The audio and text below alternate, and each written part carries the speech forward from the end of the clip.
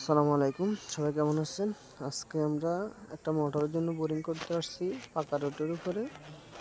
তো এই পাকা ভাঙি বোরিংয়ের জন্য গর্ত করলাম, আর চারপাশে দিয়ে বালু দিয়ে এই বস্তা দিয়ে বাঁধ দিয়ে দিলাম। তারপরে এই যে গর্ত করলাম বোরিংয়ের জন্য,